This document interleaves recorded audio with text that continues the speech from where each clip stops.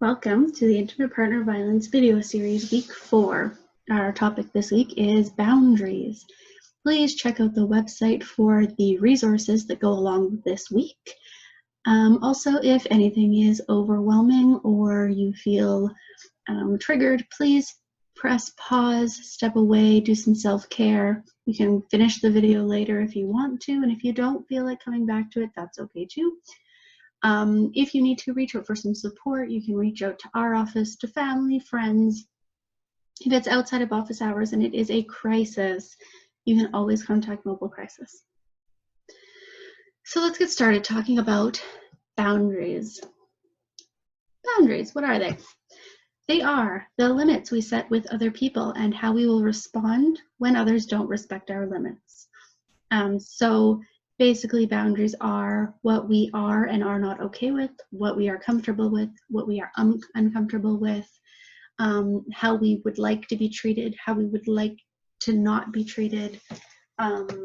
Sometimes they are explicit and we share them verbally. Sometimes they are more implicit and we don't necessarily say them out loud to everybody. And it is about how we will respond if others don't respect our limits. So boundaries often have different components. So, I might have a boundary of, you can't yell at me. And then the boundary goes a little further to, if you do yell at me, I'm going to end the conversation. And boundaries change depending on the relationship, how close you are with someone, how well you know somebody. You may have different boundaries with coworkers than you do with friends,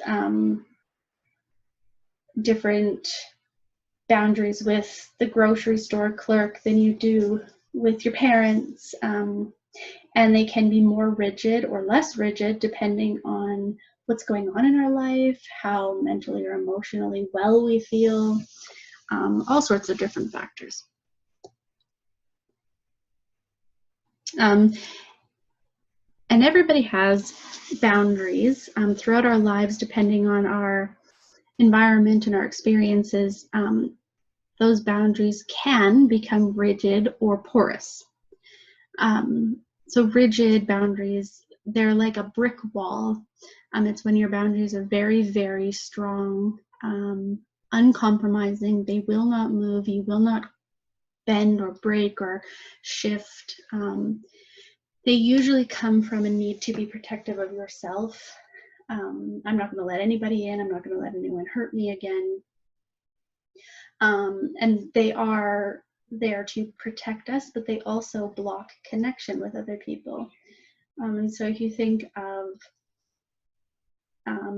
the boundaries that you have, if you have boundaries that just don't allow anybody in at all, you might have very rigid boundaries.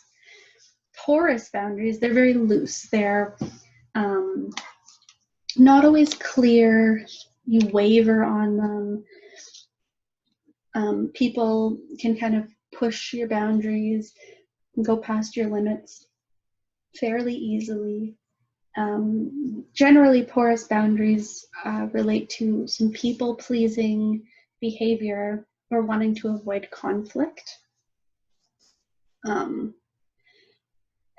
these boundaries, although they avoid conflict in some ways, they also invite a lot of inner conflict, and it can be easier to be taken advantage of when your boundaries are very loose and porous. So what we want to be working towards are healthy boundaries, and this is, again, it moves, it's flexible, it changes. Everybody's idea of healthy boundaries is a little bit different, but the important pieces are healthy boundaries are flexible and adaptable. So instead of saying, nobody can ever put their hand on my shoulder, period, ever. Maybe it's only my mom can put her hand on my shoulder, or if I was injured and the CPR needed to be done and you needed to put your hand on my shoulder, right? So there's exceptions, there's times when you can be a bit flexible. Healthy boundaries consider your needs. So what do I need to feel safe and healthy and, you know, comfortable in the world? They're firm enough that you feel safe. So, you know, you have boundaries, you've stated them, you know what your exceptions are, and you feel comfortable that, no, when this boundary is being respected, I feel good. It allows connections with others. So there can be some give and take and some vulnerability a little bit as you get to know people. That can get more trust building. And you know your needs and limits, and you can share those without feeling guilty. And that's a big piece of having healthy boundaries, is understanding that you are allowed to have limits. You are allowed to have needs, and you don't need to feel guilty for having them, and for wanting people to respect you. So when you're in a violent relationship, what happens to your boundaries? Often our boundaries are not respected. Even when we communicate our boundaries, they're not often respected. And sometimes when we set boundaries, the abuse actually escalates. So as the abuse escalates, it can become necessary to be silent, to stop saying your boundaries out loud. And it can become a habit not to enforce your boundaries anymore because it was safer not to. This doesn't mean that you don't have boundaries. This doesn't mean that you don't know how to have boundaries, or that you were wrong in how you set boundaries necessarily. What it means is that you had boundaries and it wasn't safe to enforce them. It wasn't safe to share them. And that's actually quite common. So what do we do about it? We start building them. We rebuild the boundaries. One common thing is that when you've been in a violent relationship, you go from having boundaries that have not been respected and you haven't been able to share, to having very rigid boundaries because you want to protect yourself. That is common. What we want to do is start building some connections though and get to healthy boundaries. So some things that help are making a list of things that make you uncomfortable. You know, think about situations you've been in or things you've seen on shows or TV, and what would make you really not feel comfortable. You can also make a list of things that make you feel comfortable, and this sort of gives you an idea of where your boundaries are. Practice stating your boundaries assertively. Sometimes this is easier to start out with people who aren't necessarily in your inner circle. It can be scary to set boundaries with the close people in your life if you're not used to doing it, because of course we are connected to those people. So a good practice in boundaries is, you know, say you're in the checkout line at the grocery store and somebody behind you is getting too close. Notice that feeling of sort of tingly that you might get, or like discomfort that, oh, they're too close and I don't like that.